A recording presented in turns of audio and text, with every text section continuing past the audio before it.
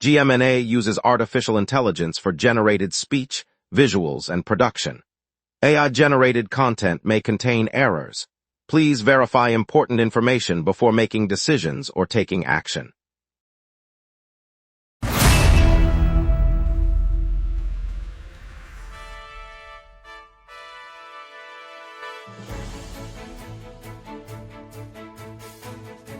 Live from the GMNA News Center, this is the Lunch Break News Hour. Good afternoon, I'm Jordan Parker. We'll start with a disturbing early morning shooting in Rixdale that left a man wounded, and later look at the civil liberties groups taking on Ontario's new cash bail law. We'll also have a quick traffic snapshot for the 401 corridor. Over to you, Nathan. The Harbourfront Centre will host a free outdoor jazz concert this Saturday, featuring local bands from noon until 3 p.m., with food trucks on site. Attendance requires no tickets. The grassy lawn beside the lake will serve as seating, offering a relaxed atmosphere for families, friends, and visitors enjoying the waterfront view. The city's Arts and Culture Division organizes the concert and also sponsors a weekly open mic series at the same venue throughout the summer, encouraging local talent. Lots to get to, let's begin. Here are our top stories. A man was shot just after 7:30 a.m. Tuesday, August 18th, on Finch Avenue West at Kipling Avenue in Rixdale. Police and paramedics responded to the scene. Simon Okonkwo has the full story. Just after 7:30 on Tuesday morning, officers arrived at the intersection of Finch Avenue West and Kipling Avenue in Rixdale after reports of gunfire. Toronto police found a man with a gunshot wound and called in emergency services. Paramedics treated the victim on scene before transporting him to hospital. Police are canvassing the area for witnesses and have not released the identity of the injured individual. This shooting adds to a string of recent incidents in the neighborhood, prompting increased patrols. Investigators are reviewing surveillance footage and urging anyone with information to come forward. No arrests have been made at this time. The investigation remains ongoing as detectives continue to interview residents and collect evidence. Simon Okonkwo, GMNA News, Rixdale. The Canadian Civil Liberties Association and the Criminal Lawyers Association have launched a constitutional challenge against Ontario's newly introduced cash bail system, arguing it infringes rights. Ainsley Booth has the full story. Lawyers for the Canadian Civil Liberties Association and the Criminal Lawyers Association are taking the province to court, arguing that Ontario's new cash bail regime violates the Charter. The groups filed a constitutional challenge earlier this week, seeking an injunction to halt the requirement that defendants post money to secure release before trial. They say the system creates a two-tiered justice process, where ability to pay determines freedom pending a hearing. The province rolled out the policy just months ago, prompting immediate legal pushback. Court filings cite several sections of the Charter, and a hearing is set for later this month. The case could determine how bail works across the province. Ainsley Booth, GMNA News, Toronto. Fewer candidates are stepping forward for trustee seats across several Ontario school boards after recent legislation stripped budget authority and central bargaining roles from trustees, prompting a noticeable decline in nominations. Ainsley Booth has the full story. Candidate filings have thinned out across several Ontario school boards as the latest election cycle approaches. Boards that traditionally see a robust slate of hopeful trustees are now reporting noticeably lower numbers of nominees. The drop follows recent provincial legislation that trimmed trustees, authority stripping English language boards of direct budget oversight, and largely eliminating their involvement in central collective bargaining. With those key responsibilities removed, fewer community members are stepping forward to run for the positions. Election officials say the reduced pool could affect the diversity of perspectives on board deliberations, but the process will continue as scheduled. Officials in a few districts note the candidate count is down significantly compared with the last cycle. Ainsley Booth, GMNA News, Toronto. Mayor candidate Brad Bradford announced a proposal to make addiction treatment mandatory for anyone with a substance use disorder during his campaign rollout in Toronto on August 17th. Dev Shohri has the full story. Brad Bradford, candidate for Toronto mayor, unveiled a proposal that would make addiction treatment compulsory for anyone identified with a substance use disorder. He argued the approach would shift responsibility from the courts to health services, ensuring individuals receive care rather than punishment. The plan calls for a mandatory assessment followed by enrollment in a publicly funded program, with provisions for repeat offenders to receive continued support. Ali Kayassan, speaking alongside Bradford, noted the initiative aligns with broader public health goals outlined by several campaign contenders. The proposal comes as candidates across the city lay out their strategies for tackling the opioid crisis and related health challenges ahead of the upcoming municipal vote. Dev Shohri, GMNA News, Toronto. Hand-painted beaver statues depicting FIFA World Cup nations, displayed across Old Town's eastern downtown streets to greet visitors, are now up for auction. Dev Shohri has the full story. Hand-painted beaver statues, each painted in the colors of a FIFA World Cup nation, are now slated for auction. The quirky figures were originally installed throughout the Old Town neighborhood as a playful welcome for the influx of fans during the tournament. Collectors and locals alike can place bids starting Monday, August 17th at 3 o'clock Eastern Time. Organizers say the auction will help cover the cost of producing the sculptures and support community art projects. The beavers, ranging from the classic red of the host nation to bright hues representing countries from across the globe, have become a popular photo backdrop along the cobblestone streets. Bidders will watch the online platform as the pieces change hands. Dev Shohri, GMNA News, Old Town. Later we'll dive into the Legionella outbreak probe downtown, plus the 401 motorcyclist crash. After the break, we will be right back. Every day, important stories happen across the city before any news crew arrives. Sometimes, the very first person at the story is you. When you witness something newsworthy, open the GMNA Citizen Reporter app and start your report. The app guides you through every step while your report is delivered directly to the GMNA newsroom. Every submission is reviewed by our editorial team, and approved reports may be featured on GMNA. Get the GMNA Citizen Reporter app today at my.gmna.ca. Your city, your news. Welcome back. Toronto Public Health is investigating a Legionnaire's disease outbreak linked to cooling towers, hot tubs, and fountains in the downtown core, where Legionella bacteria pose a serious health risk. Dev Shohri has the full story. Toronto Public Health has launched an investigation after a cluster of Legionnaires' disease cases was traced to water installations in the downtown core. The probe began on Monday after health officials received reports of 5 confirmed infections. Officials say laboratory testing identified Legionella bacteria in multiple sources, including cooling towers, hot tubs, sprinklers, humidifiers, and decorative fountains scattered throughout the area. The agency is mapping each site, collecting samples and coordinating with building owners to remediate the contamination. Residents and workers who have been exposed are being advised to monitor for symptoms such as cough, fever, and shortness of breath. The outbreak adds to ongoing concerns about waterborne pathogens in urban infrastructure, prompting heightened inspections citywide. Dev Shohri, GMNA News, Downtown. Mike Layton has filed paperwork to seek the Ward 11 Toronto City Council seat, re-entering the race after a 4-year break since his 2022 departure. Dev Shohri has the full story. Mike Layton, who represented Ward 11 in University Rosedale until 2022, filed his paperwork this week to re-enter the municipal race. The former councillor submitted his nomination to the city clerk, putting his name back on the ballot for the upcoming Toronto City Council election. After a 4-year hiatus from elected office, Layton said he's returning to give residents another chance to shape neighborhood priorities, from transit to housing. The filing marks his first official step since stepping down at the end of his last term, and he will now campaign alongside other candidates seeking the Ward 11 seat.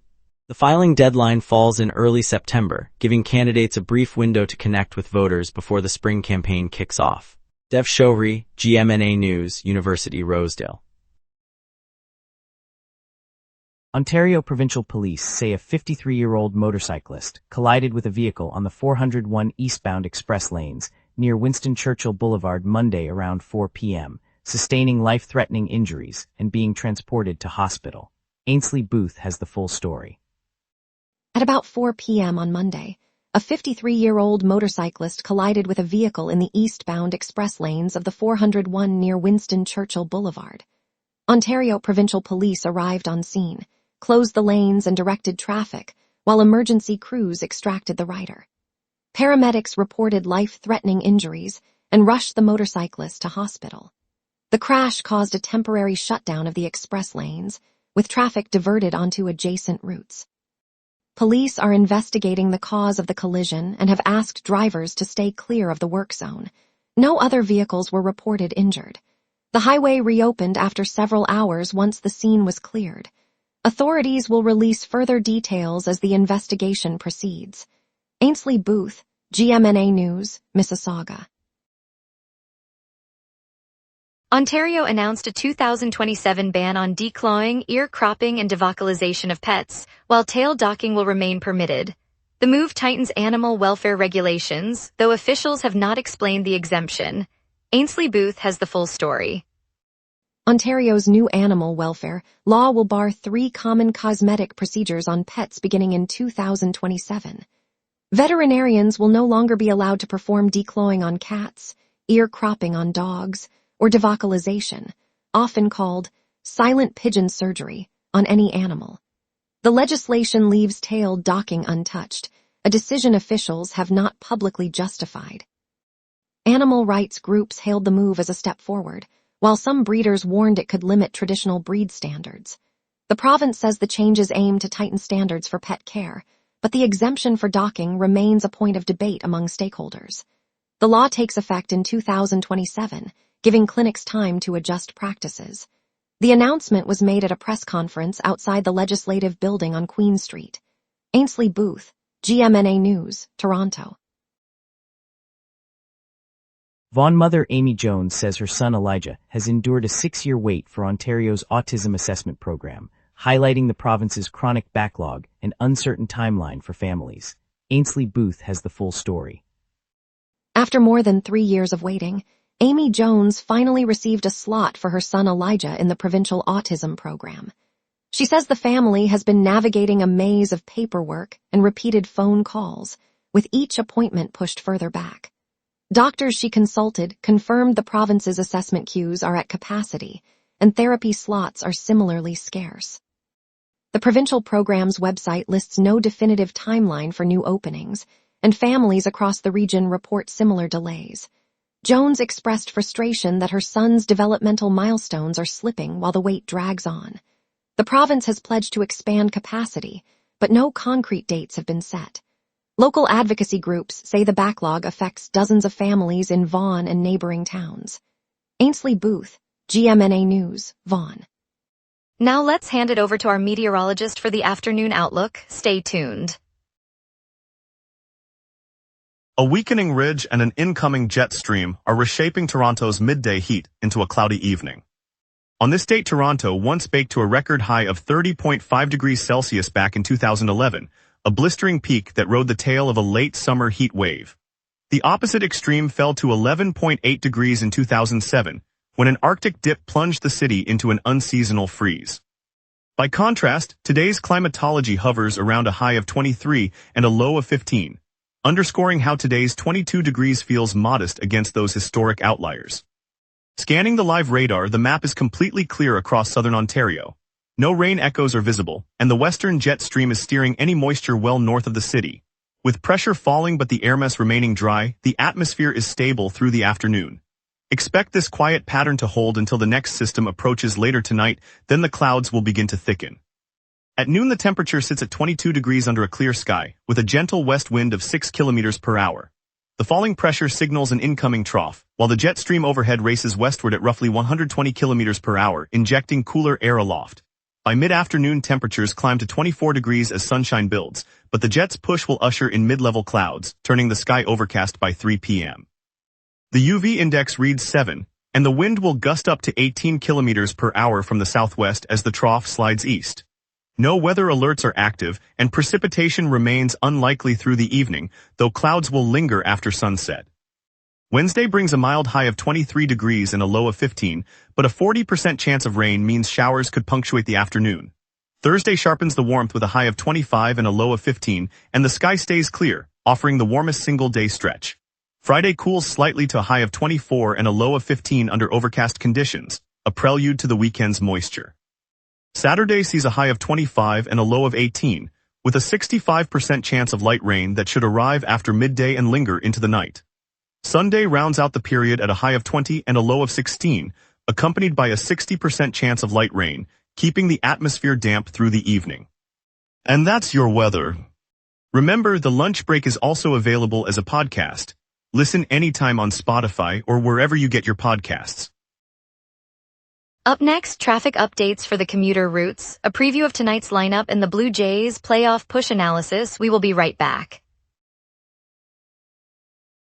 Every day, important stories happen across the city before any news crew arrives. Sometimes the very first person at the story is you. When you witness something newsworthy, open the GMNA Citizen Reporter app and start your report. The app guides you through every step while your report is delivered directly to the GMNA newsroom. Every submission is reviewed by our editorial team, and approved reports may be featured on GMNA. Get the GMNA Citizen Reporter app today at my.gmna.ca. Your city, your news.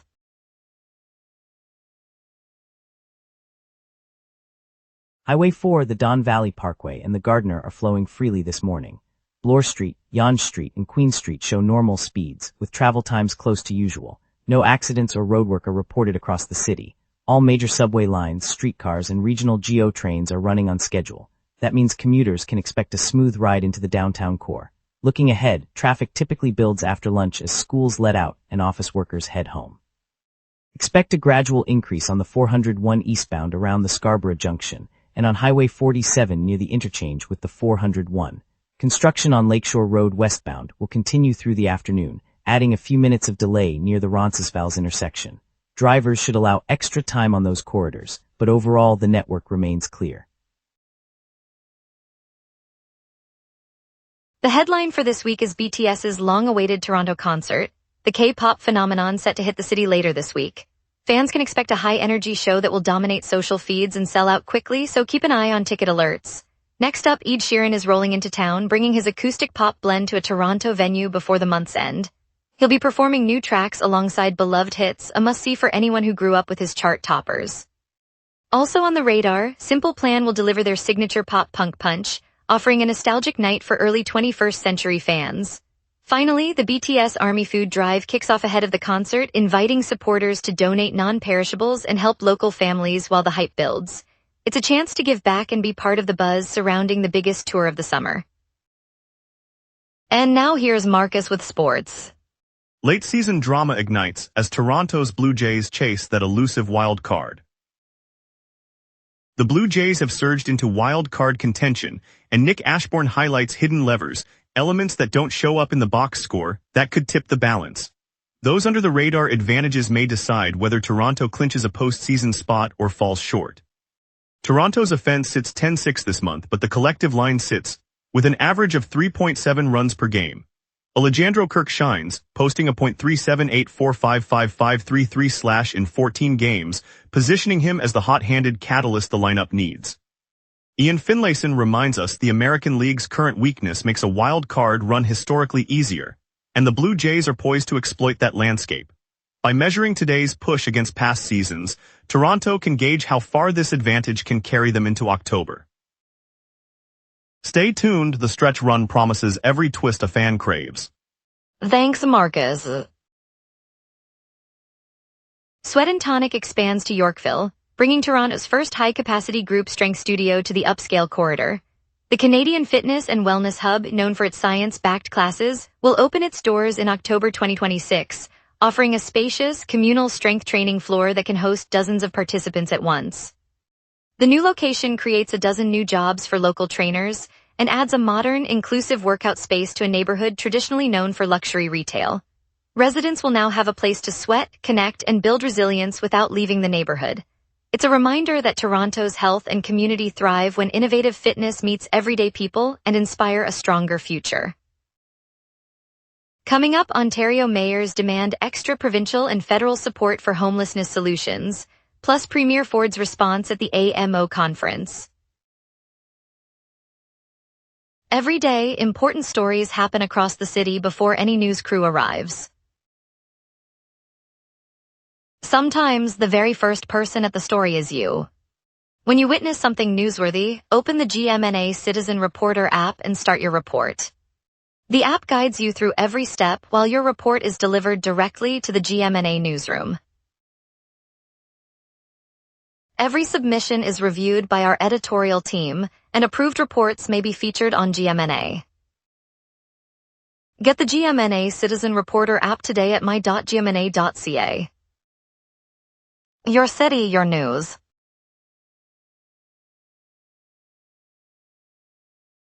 The Ontario Science Centre is offering free admission for a family day today, inviting kids to explore hands-on exhibits and launching a Jumpstart community pitch to draw families to the museum on Don Mills Road in North York and live coverage.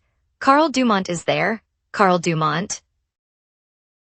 Thanks, Jordan Parker. I'm standing on the bright, glass-filled lobby of the Ontario Science Centre, where the hum of curious chatter mixes with the whir of interactive exhibits. Today, families flood the atrium, kids under 17 dart between the giant kinetic sculpture and the shimmering water wall, their faces lit by the glow of a solar-powered model city. Readmission has turned the usual lines into a vibrant parade of backpacks and stroller wheels, and the new Jumpstart community pitch is already alive with parents and children building cardboard rockets on a low-tech play platform. Nearby, a workshop on polymer slime draws a circle of eager hands, while a live demonstration of magnetic levitation spins a hovering sphere overhead. The atmosphere feels like a community laboratory, where learning is as playful as it is accessible. This day reminds us that science thrives when doors open for every child and family. Carl Dumont, virtually at Ontario Science Centre. Welcome back. Ontario's major city mayors are urging the provincial and federal governments to boost funding and action on mental health, addiction, and homelessness as rates climb across the region. Ainsley Booth has the full story. Mayors from Toronto, Ottawa, Mississauga, Hamilton, and other Ontario hubs gathered today outside City Hall, issuing a unified plea to the provincial and federal governments.